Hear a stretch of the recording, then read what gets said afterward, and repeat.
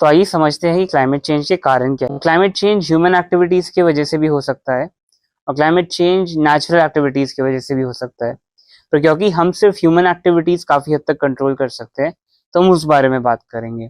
In human activities की वजह से ग्रीन हाउस गैसेज निकलती है।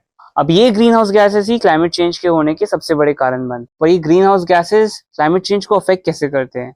तो जैसे कि हमने पहले भी जाना था कि ये ग्रीन हाउस गैसेस सन से आते हुए हीट को ट्रैप कर लेते हैं एंड वो हीट ही हमारे एटमॉस्फेयर को गर्म करती है। कुछ मात्रा में वो हीट जरूरी भी है। तो अगर हमारे एटमॉस्फेयर में 280 से 290 पार्ट्स पर मिलियन कार्बन डाइऑक्साइड है तो हमारे एटमॉस्फेयर के लिए अच्छा है। ये अमाउंट ऑफ कार्बन डाइऑक्साइड हमारे एटमॉस्फेयर में 200 साल पहले तक था, पर इंडस्ट्रियल रेवोल्यूशन के बाद हमने फॉसिल फ्यूल्स का यूज करना शुरू कर दिया। अब फॉसिल फ्यूल कोल भी हो सकता है, नेचुरल गैस भी हो सकता है, ऑयल भी हो सकता है।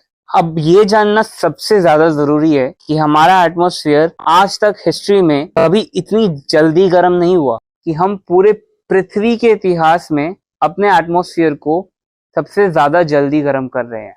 अब आइए बात करते हैं कि कौन से ग्रीन हाउस गैसेस एक्चुअली में हमारे एटमॉस्फेयर को गर्म कर रहे हैं। तो इनमें से सबसे ज्यादा जो हमारे एटमॉस्फेयर को अफेक्ट कर रहा है वो है कार्बन डाइऑक्साइड, जो हमारे एटमॉस्फेयर में लगभग 75% तक है। उसके बाद मीथेन, जो हमारे एटमॉस्फेयर पे 16% तक है। फिर आता है नाइट्रस ऑक्साइड, जो लगभग 6% तक है। कई सारे और ग्रीन हाउस गैसेज भी है जो हमारे एटमॉस्फेयर को गर्म रखते हैं, जैसे कि ozone, water vapour and chlorofluorocarbons. और इस वीडियो में हम इनमें से सिर्फ एक ग्रीन हाउस गैस की बात करेंगे, जो है कार्बन डाइऑक्साइड। जैसा कि हमने बात किया, ये फॉसिल फ्यूल्स, कोल, ऑयल और नेचुरल गैस होते हैं। पर ये फॉर्म कैसे होते हैं?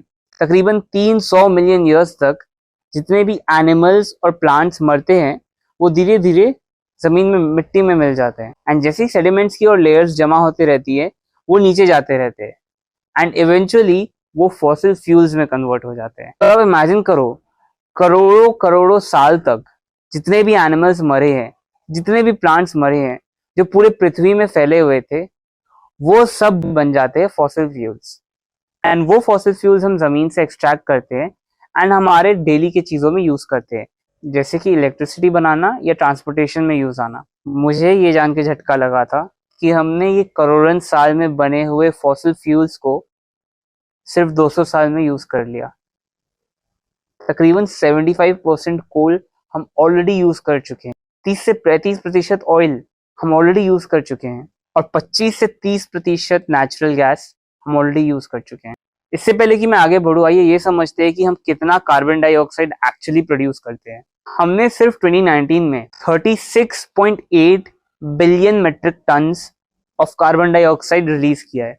अगर मैं इसका एक नजरिया दूं तो ये 1,55,000 ताजमहल के वेट के बराबर है।